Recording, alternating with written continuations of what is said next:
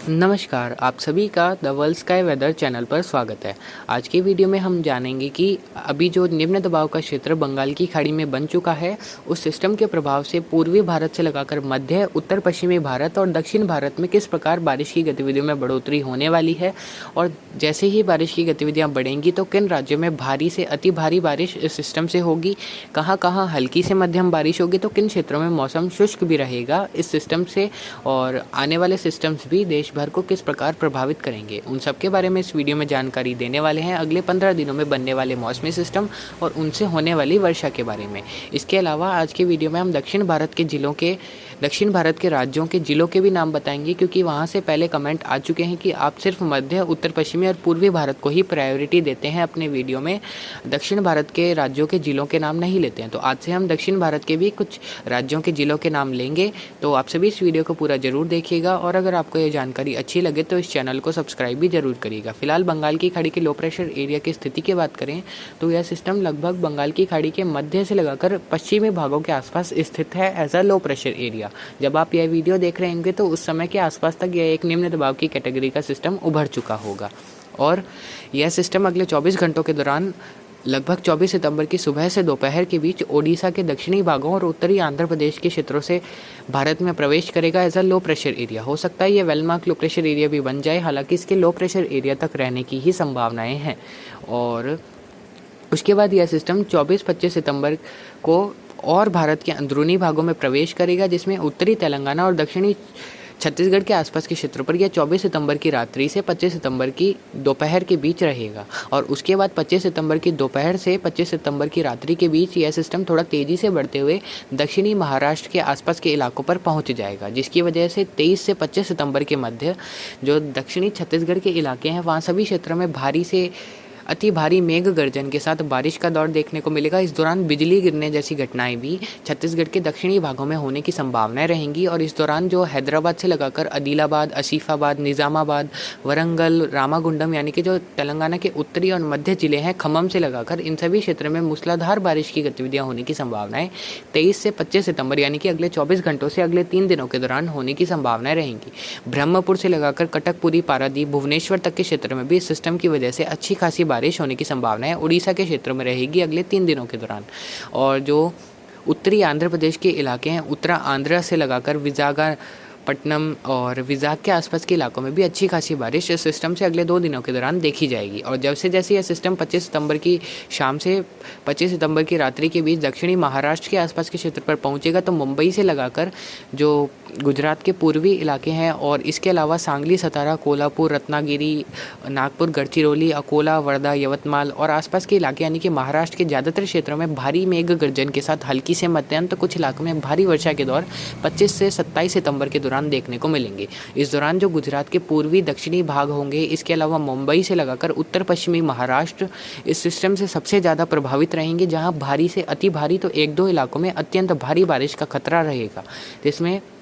अहमदाबाद के पूर्वी क्षेत्रों से लगाकर बोटाड और दीसा के भी कुछ भाग इसमें शामिल रहेंगे। इसके अलावा जो सूरत, नवसारी, वलसाड, दाहोद, लोनावड़ा के आसपास के इलाके यानी कि जो पूर्वी गुजरात के क्षेत्र हैं, उत्तर पश्चिमी महाराष्ट्र और मुंबई के क्षेत्र में भारी से बहुत भारी बारिश होने की संभावनाएं 25 से 28 सितंबर के मध्य रहेगी। ज़्यादातर क्षेत्रों में 100 से 150 मिलीमीटर के बीच बारिश होगी तो कुछ इलाकों में 150 से 350 मिलीमीटर के बीच भी इन क्षेत्रों में बारिश की गतिविधियाँ 25 से 28 सितंबर के मध्य होने की संभावनाएं रहेंगी। और जैसे जैसे यह सिस्टम 26 सितंबर के आसपास गुजरात के पूर्वी भागों और उत्तर पश्चिमी महाराष्ट्र के आसपास के क्षेत्रों से रिकर्व करेगा यानी कि दक्षिणी राजस्थान और पश्चिमी मध्य प्रदेश के आसपास के क्षेत्रों पर, तो 25 से 28 सितंबर के मध्य राजस्थान के दक्षिणी मध्य भागों में भी कई स्थानों पर मूसलाधार बारिश की गतिविधियां होने की संभावनाएं हैं। उदयपुर, डूंगरपुर, बांसवाड़ा, प्रतापगढ़, चित्तौड़गढ़, जालोर, पाली, सिरोही, कोटा, बूंदी, बारां, झालावाड़, भीलवाड़ा, राजसमंद इन सभी क्षेत्रों में ज़्यादातर स्थानों पर 25 से 28 सितंबर के मध्य हल्की से मध्यम तो कुछ इलाकों में मध्यम से भारी बारिश की गतिविधियां रिपोर्ट हो सकती है। डूंगरपुर, बांसवाड़ा, प्रतापगढ़ और झालावाड़ के क्षेत्र में भारी से अति भारी वर्षा का दौर कुछ स्थानों पर 25 से 28 सितंबर के मध्य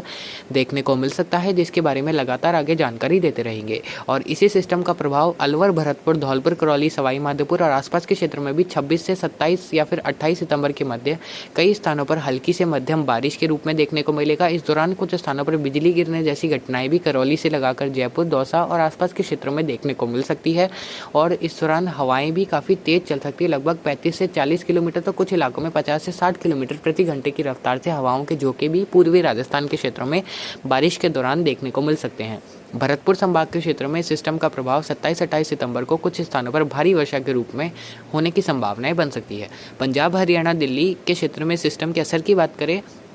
तो कोई ज़्यादा असर तो इन क्षेत्रों में होने की संभावनाएं इस सिस्टम की नहीं है,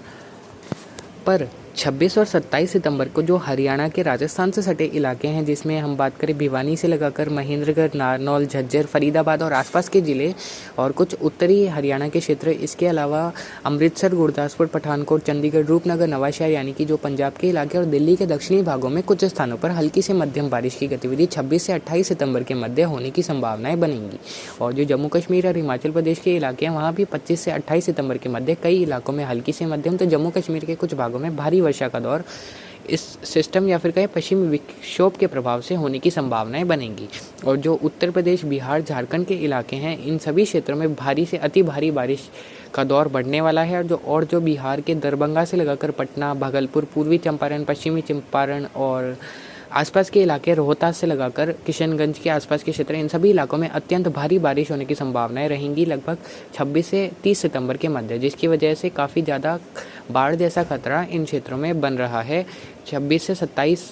सितंबर या फिर कहें मुख्यतः 26 से 30 सितंबर के मध्य। और जो उत्तर प्रदेश के तराई वाले इलाके हैं, गोंडा, बहराइच, लखीमपुर खीरी, गोरखपुर और सहारनपुर से लगाकर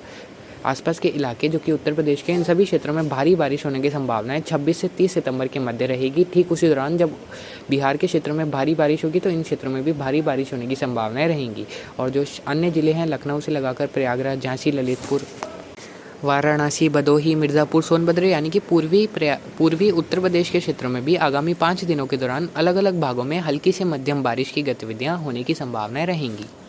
इसके अलावा मध्य प्रदेश के ग्वालियर, शिवपुरी, श्योपुर, मुरैना, छतरपुर, पन्ना, रीवा, जबलपुर, मांडला, होशंगाबाद, बैतूल, छिंदवाड़ा के क्षेत्रों में भी 25 सितंबर से 28 सितंबर के मध्य अलग अलग भागों में हल्की से मध्यम बारिश की गतिविधियां दर्ज होने की संभावनाएं रहेंगी। 27 और 28 सितंबर को ग्वालियर, शिवपुरी, श्योपुर, मुरैना में कई स्थानों पर अच्छी खासी बारिश होने की भी संभावनाएं इस सिस्टम के रिकर्वेशन करने के साथ ही रहेगी। उन क्षेत्रों पर यह system as a cyclonic circulation पहुँच सकता है। और अन्य राज्यों की बात करें, पश्चिम बंगाल, उड़ीसा की, इन क्षेत्रों में भी आगामी दिनों के दौरान हल्की से मध्यम बारिश की गतिविधियां देखने को मिलेगी। 27 से 30 सितंबर के मध्य उत्तरी ओडिशा और पश्चिम बंगाल के भी कई स्थानों पर झमाझम बारिश की गतिविधियां देखने को मिलने वाली है। तो कुल मिलाकर कहा जाए तो इस सिस्टम का प्रभाव, ट्रफ और WD, इन सभी मौसमी फैक्टर्स का प्रभाव देश के कई राज्यों में झमाझम बारिश के रूप में देखने को मिलेगा। पूर्वी भारत, मध्य दक्षिणी भारत के